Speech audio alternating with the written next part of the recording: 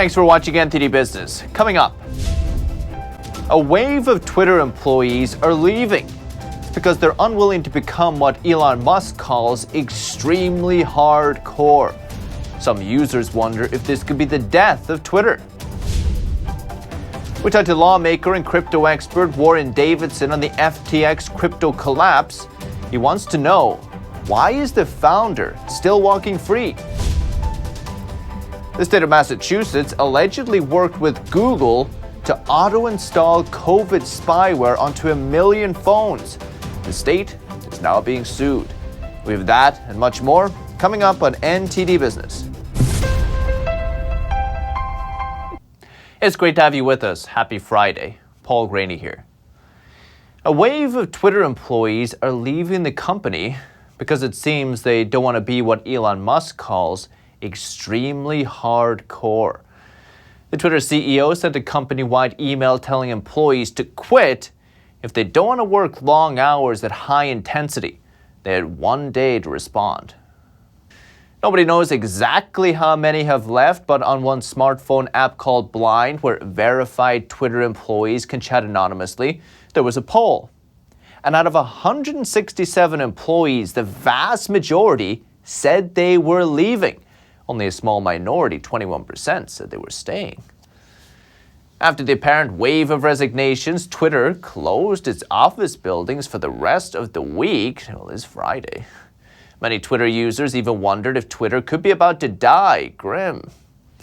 But Musk says he isn't super worried. He tweeted that the best people are staying, and he said a record number of users are now logging into the site to see if Twitter is in fact dead. He says, ironically, this is making the platform more alive than ever. Holly Lipman, the founder of recruitment firm Genesis 10, as well as the key broker of the Abraham Accords, says CEOs these days are thought of as motivators. But Musk seems to go back to the old ways of doing things when leaders only cared about the bottom line.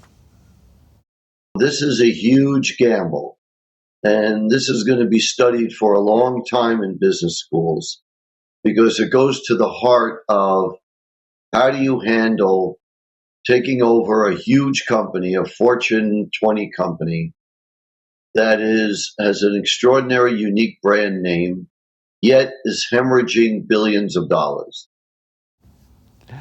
Musk previously said that he believes a small number of hardcore people get a lot more done than a large number of only moderately motivated people.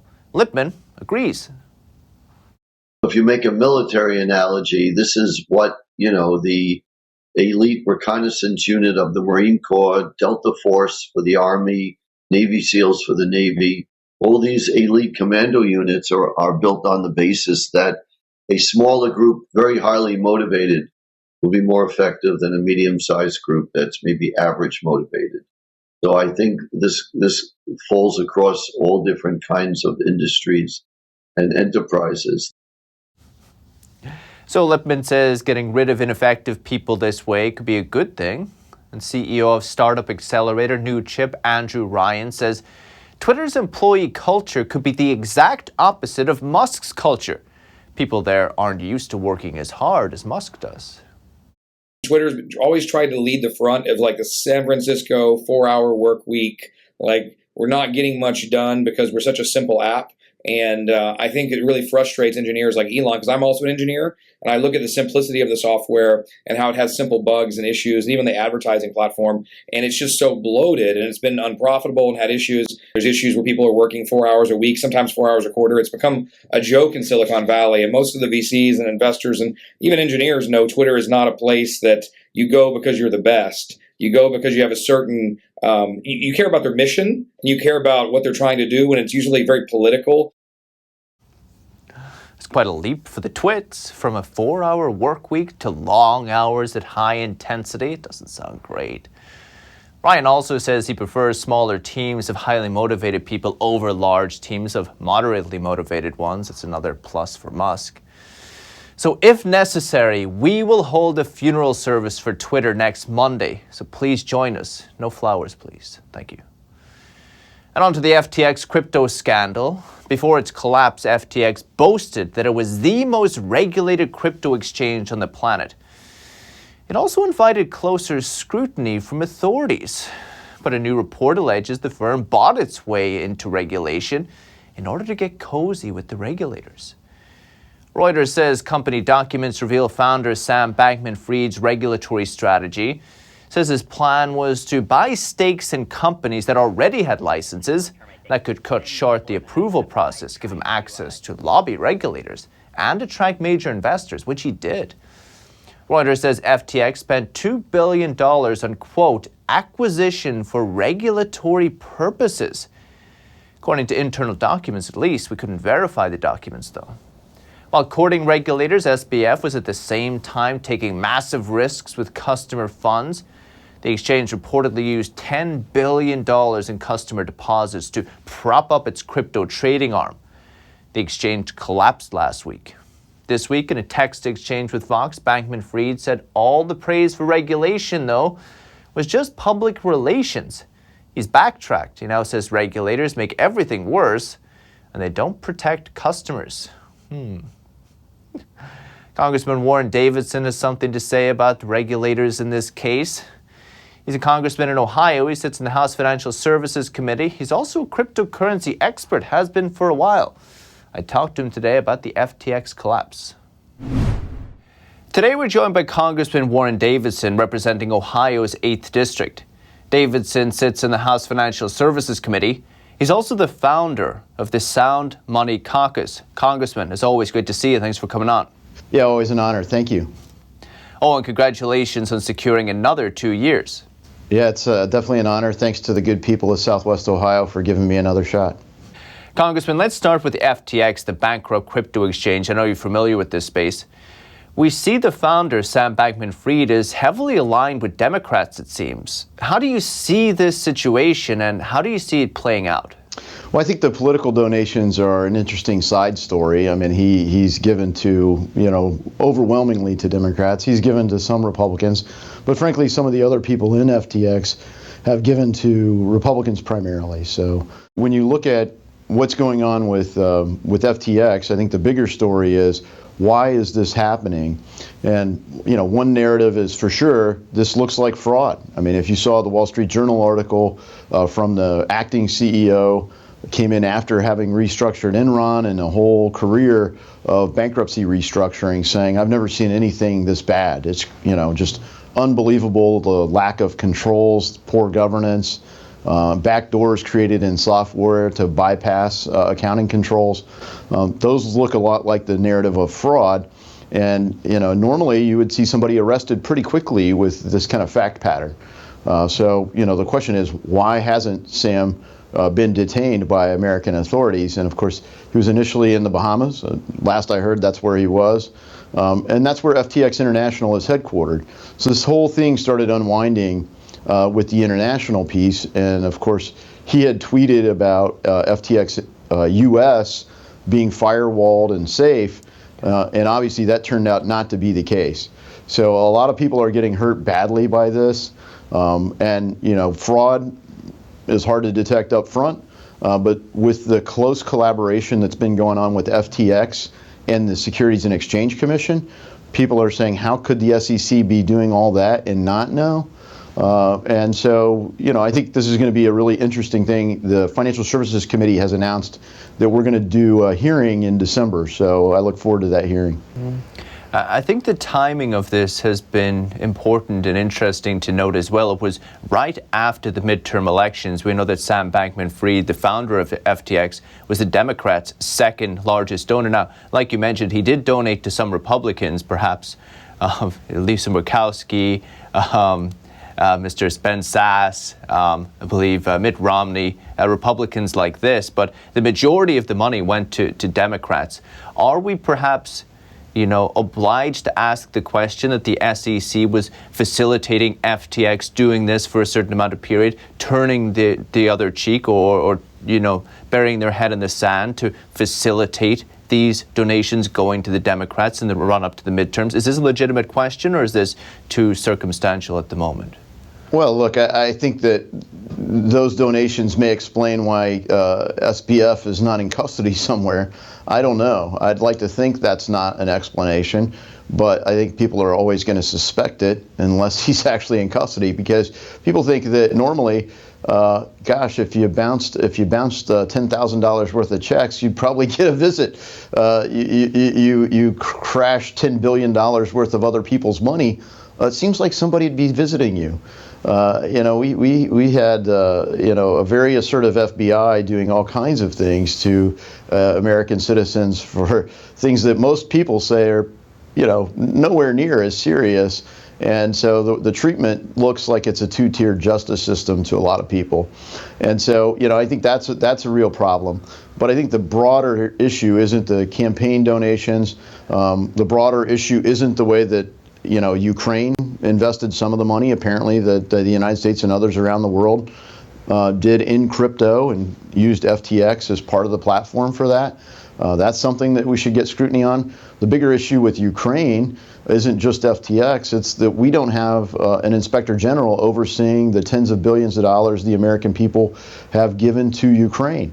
Republicans tried to offer that amendment, and weren't able to even offer the amendment with the bills that Democrats put on the floor in the House and Senate. So the idea that we couldn't get that done should tell you something's up. Why wouldn't you want an inspector general overseeing tens of billions of dollars going to any country, but certainly a country with the record of historical corruption that Ukraine has had? It's been an interesting 2 years. Congressman Warren Davidson of Ohio, appreciate it, sir. Thank you. Thank you. And former Theranos CEO Elizabeth Holmes will soon learn if she is going to prison. She's set to be sentenced in a San Jose, California court today. Holmes, of course, convicted of defrauding investors earlier this year, now faces up to 20 years in prison. She was once hailed as a tech industry icon for her company's promises to test a range of medical conditions with just a few drops of blood. Raising nearly $1 billion from investors, she's now the rare tech founder to be convicted and face prison time for her company's missteps. More than 100 people, though, wrote letters in support of Holmes to the court, asking for leniency in her sentencing. Her ex-boyfriend and former Theranos COO was found guilty earlier this year on 12 fraud-related charges. He's set to be sentenced in December 11th. And was COVID spyware installed on your phone without you knowing it? A lawsuit accuses the state of Massachusetts of working with Google to install the surveillance app on users' phones. NTD's Don Ma has more. The Massachusetts Department of Public Health is facing a class action lawsuit. It was filed by the New Civil Liberties Alliance, or NCLA. It alleges that the department worked with Google to install a COVID surveillance app onto Android phones. The app is called COVID Exposure Settings, which is a COVID-19 contact tracing software. It was allegedly automatically installed onto the phones of some 1 million Android users without their consent. Once installed, the app didn't appear on the device's home screen, as newly installed apps typically do. Instead, it could only be found in the phone's Settings app. This meant that many device users were unaware of its presence. So, what does the app do? We spoke with the lead attorney of the lawsuit, Shang Li. What the app is supposed to do is what it does is turns on your Bluetooth, so that when you're walking around, your Bluetooth is sending out signals all the time, and it's interacting with other Bluetooths, whether it's other people's phones, and creates a record of those interactions, so that you can say, at 2 p.m., this particular phone was within 10 feet of this other particular phone. And what's supposed to happen is then if you do report getting COVID, you can say, I got COVID, and then the app will look through your records and say, you were within 10 feet of these 100 people in the last week. But the problem is that the same record that allows this exposure notification to be sent out is also a record of everyone that you've been in close contact with and a record of everywhere you've been. And this record could be accessed, for example, by the Massachusetts Department of Public Health, Google application developers, device manufacturers, network providers, and other third parties.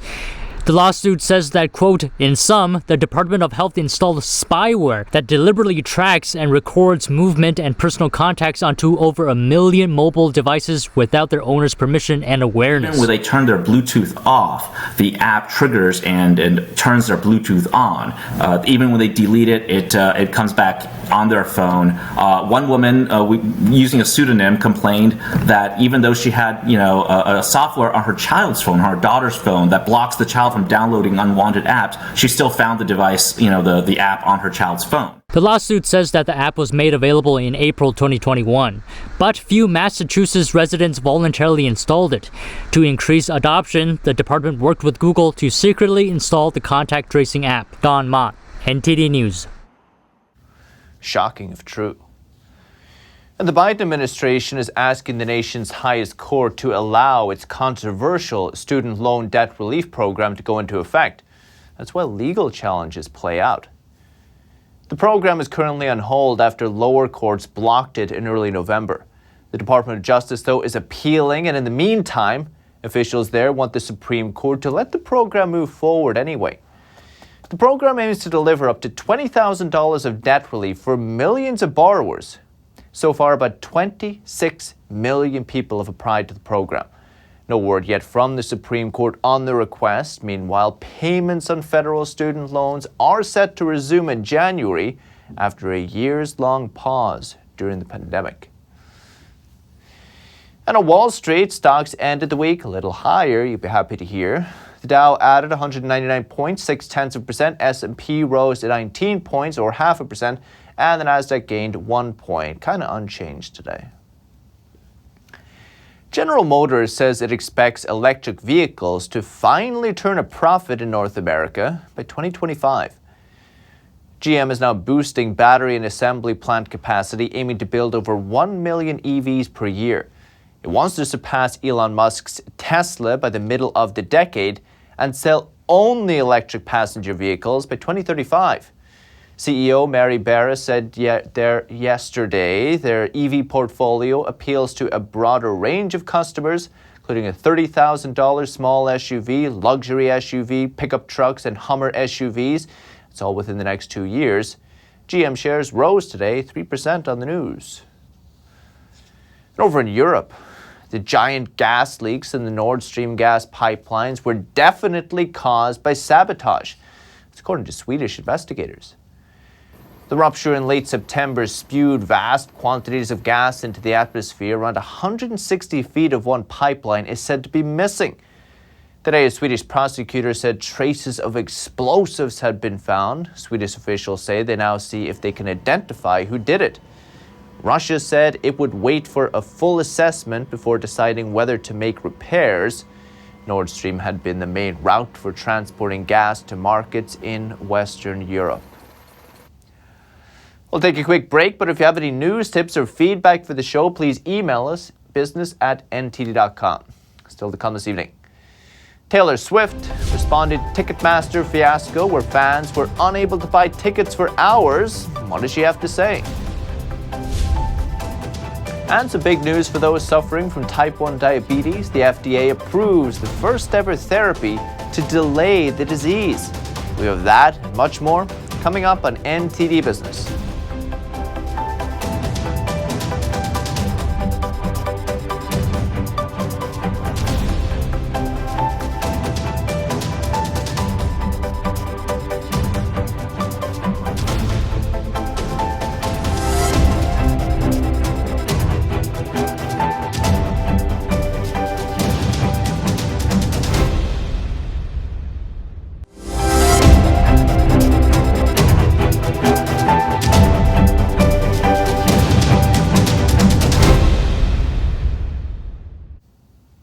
Welcome back.